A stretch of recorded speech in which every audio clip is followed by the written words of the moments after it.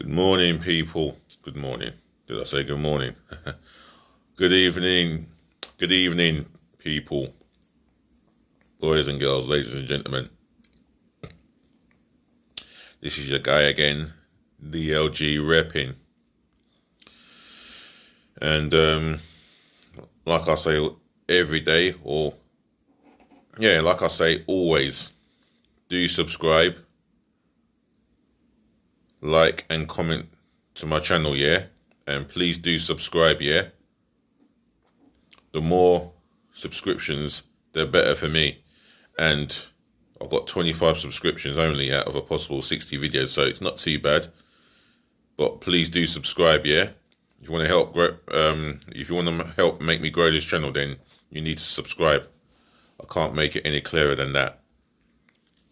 So please subscribe. So we're talking about more football-related issues. So I'm going to start off with a little bit of Arsenal talk, and that's a player that we have signed, but we've loaned him back to Saint Etienne. For those of you that don't know who I'm talking about William Saliba. Due to the fact that the French Ligue 1 has been abandoned, Saint Etienne have agreed to send him back to us because he's our player, and we loaned him back to Saint Etienne, the club that we signed him from, 30 million fee, for this young 19-year-old. So he's now back with us training. So it's good news, but I don't think he'll be involved if the season was to continue behind closed doors or not. But I'll get onto that in a moment. So William Saliba is back with us training, and according to the reports, what would he bring? Height, pace, athleticism, and solid in defence, especially positional wise. So it could be a very exciting investment for the future, at least 10 years. So that's William Saliba back. All right, moving on from William Saliba and Arsenal, I'd like to talk about yet another player who broke the government guidelines. This is a Manchester United player, Marcos Rojo. How many times has this guy should have been sent off in his Man United career? I've counted at least 3 times. I mean, I've got friends who are Man United fans, and they know that I hate Man United with a passion. However, I will never deny their history and the great players they had and the very good players they have got now. But with Marcos Rojo, he's below average as a centre-half. I'm glad that we'll never be linked with him. If we get linked to him, it's bad enough being linked with Jesse Lingard as it is. But Marcos Rojo, not because I feel that he's an average centre-half, but I feel that he's a fucking idiot. Another fucking idiot. What was he doing breaking government guidelines? I'd love to know. Because I don't know the full details. I haven't read anything about it. But it seems like it's come up news to me. It comes as, fresh news to me. I think my friend messaged me a little story from YouTube, but I haven't had a chance to look at it. But if he has broken the curfew, then, well, he deserves to be making an example of. He's amongst other players, Kyle Walker, he joins the list of Grealish, the 4 Arsenal players, the 2 Tottenham players, or 3 Tottenham players to be precise. Just what is wrong with footballers? Marcos Rojo, you're a professional footballer and a role model for the younger generation of children. So that means you've got to be setting an example. But what example are you setting? That is all right to break government guidelines.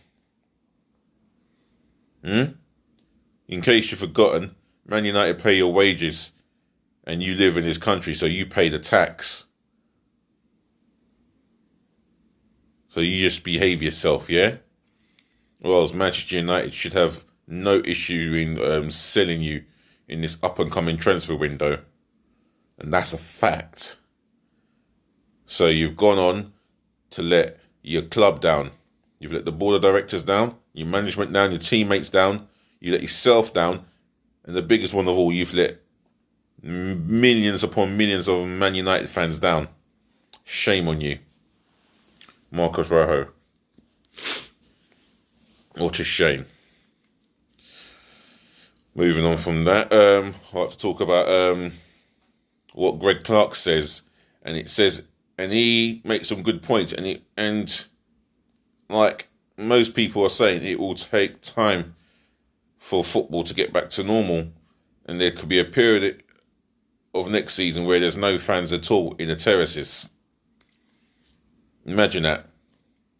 No fans sitting in the terraces. I mean, football would not be football without the fans. I'm sorry. It won't feel like something else. Excuse me. Turn that off. Right. Yeah, just need to turn off my sound so I can be heard clearly talking to you guys. The reason, he said that it will take time for normality to get back together in terms of playing football. And he's right. You know, when you got 28,734 people who have recently died from this coronavirus, this is no joke. And as I said yesterday in my video, if somebody dies after a day after playing a Premier League game or an EFL game, then the Football Association are going to have serious answers to questions, you know? How do they tell their families that, how does a football club tell their families that it was never meant to happen? We were never meant to force him to play football, but we needed him for an important games coming up. They don't give a flying fuck about the fixture, because at the end of the day, life is more important than football. Let's be real. And that's the bottom line. I mean, it's not going away anytime soon, this coronavirus, and involving vaccine as well to help them resume the footballing season. They're talking about vaccine and the footballing season together. I'd like to see how that plans out. I'd like to see how that pans out, should I say, because that's very interesting. I'm just not buying into it. And plus, there's been speculation on the transfer front. I mean, if I go to the BBC text, come out of Sky News, and there's been some healthy gossip. I mean, Man United, I think they've dominated it all, the gossip on players that they're looking to sign. Excuse me. Once this comes up, I can talk some more. But I've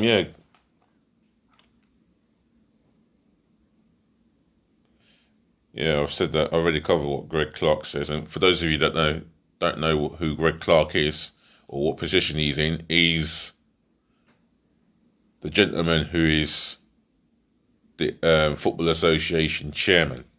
So he has got a massive job. Right, there we go. Oh, I would like to get onto the US women.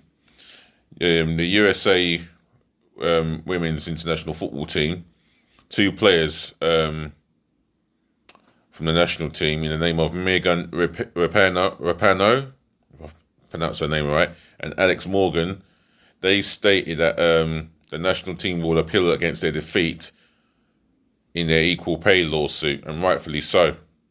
You know, that is unequal, and it sounds like sexism again. And that equals discrimination. It says here, last week, Judge Gary Klusner rejected the players' claim that they are underpaid compared to US men.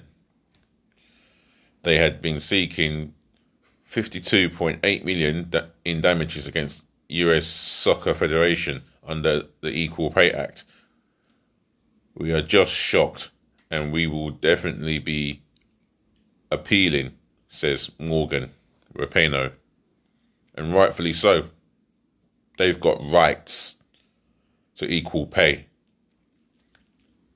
without anyone questioning it through discrimination. That is despicable and a disgrace. And they're right. They're within their rights to appeal. And good on them. I wish them all the best in that one. Right. In other news,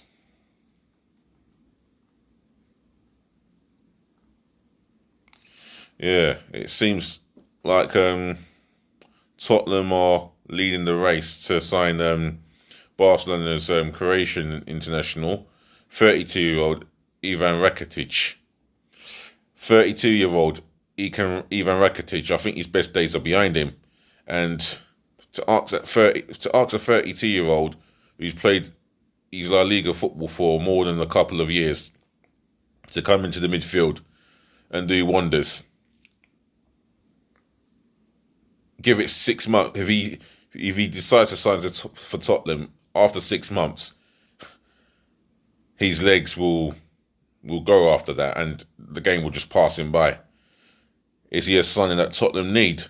I mean, Tottenham fans, yes, I do despise you guys, but yeah, if you want to drop your comment below, then drop your comments below on this one, because I don't see why you would need him. You know, I mean, you need younger legs in that midfield. I mean, and Ndombele's been disappointing. And,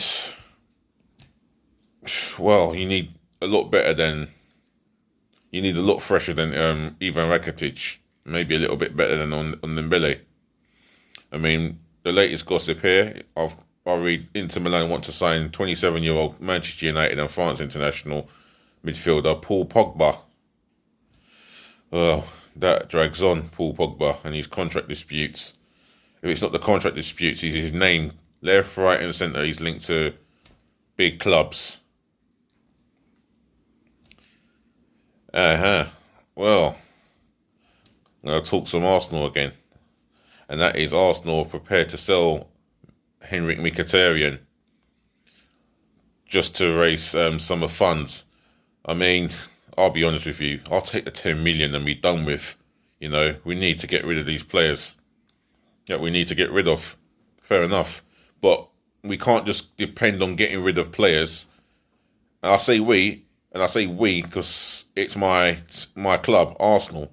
I don't want them to depend on getting rid of 6, 7, 9 players just to raise funds. I want some cash injected into the club. And this is where I turn to Stan Kroenke, because his words were, I will help the club inject some money. And those were his words. Well, maybe I'm not saying it correctly, but you understand where I'm coming from, don't you? Anyway, he said that he was going to inject some cash, but I don't want to depend on him injecting cash. I want the money that was injected before the coronavirus come into play. Yeah? Meaning money that comes through the turnstiles, the executive boxes, and the TV rights money as well. We got to have a cut of that. So where is our money? I want the truth, Raul. You've come out and said that we haven't got any money. Bullshit. Where is our fucking money? Don't fuck about. There's one thing in life that you can't do while you're an Arsenal CEO, and that's fuck about and lie about our money. Where's it gone? I want the fucking truth, personally. But moving off from Arsenal, let's read some more gossip. Now here's a big one here from a big world-class young player, striker, in the name of Kylian Mbappe. Now, he is considering a new deal at Paris Saint-Germain that would almost double his wages. Whew. Well, that one's to be concluded. I mean, I don't know how many goals or assists that he's got, but by the look of the French league, I think he is amongst the goal scorers. And if he's done his job effectively, as well as his performance, then I think PSG should consider a wage increase for Kylian Mbappe. But again, I don't know. Any of you Paris Saint-Germain fans, if you can get back onto me on that one, then yeah, drop it in the comment below. I would love to hear your thoughts on this. Let's see.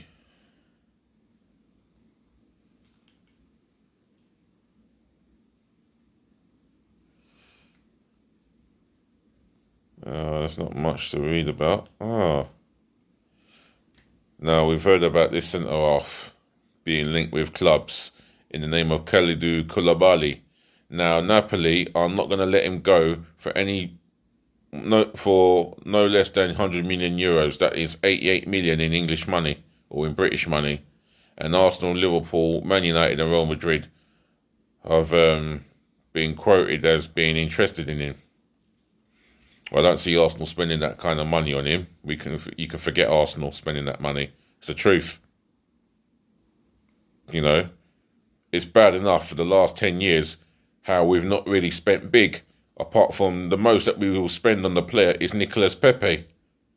That's fine indeed. But I would understood more if we were paying the instalments for a centre-half that we really needed over a winger. But we'll keep Pepe for keeps for years to come. But let's go ahead and be brave, not brave, but let's be aggressive and completely ruthless if we're going to get a signing that we need. And that's within the spine of the team.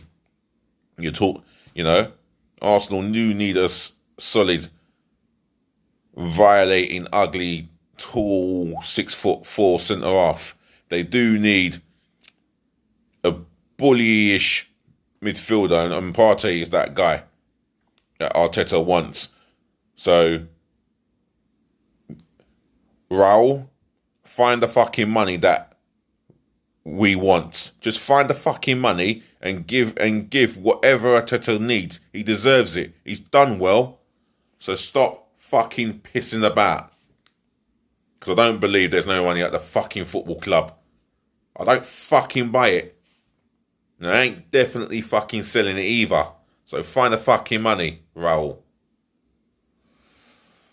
So I'm going back to Koulibaly. It would only leave Manchester United and Real Madrid. Realistically, they would pay that sort of money. But then again, Real Madrid have probably been cash-strapped. I don't think they would even pay instalments. That's not Real Madrid. So Manchester United will be the front line for his signature. They'll be in the front of the queue for his signature. Let's be real. They will still have some money left over, Man United. And that's the bottom line of it. So, I've said what I needed to say. I'm going to call it a wrap. Boys and girls, ladies and gentlemen, if you've got anything to say, then yeah, leave your comments below. Drive the thumbs up, like button more than the down, and please subscribe to my channel. Yeah, and that is DLG Reppin.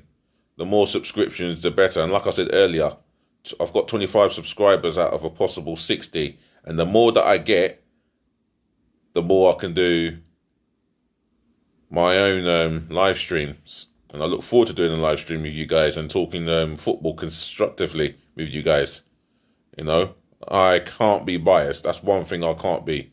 As much as I hate Tottenham and Man United, the truth is, they're big clubs. Big clubs in English football. Big fan bases. And you know, I'll call it how it is. If I see a good player, I'll see a good player. And this is not a confession. This is the truth. I am a massive fan of Harry Kane. Whether he started his career at the Arsenal youth ranks or whatnot, I'm a massive fan of Harry Kane. Do I think he's world class? I'll say yeah. But again, if you want to have a discussion about this, leave your comments below. Do subscribe to my channel. Well, do drive the thumbs up, like button, and definitely do subscribe to my channel, yeah? Otherwise, guys, I'm going to call it a wrap. Leave you to enjoy the rest of your evening and rest well, yeah? Because tomorrow is a new day. Let's hope it's a better day. And better day and more better days. Ladies and gentlemen, boys and girls, peace, bless and love. It's your guy, DLG Reppin, my channel. You don't know already. Subscribe to my channel, yeah? Peace. I'm out of here.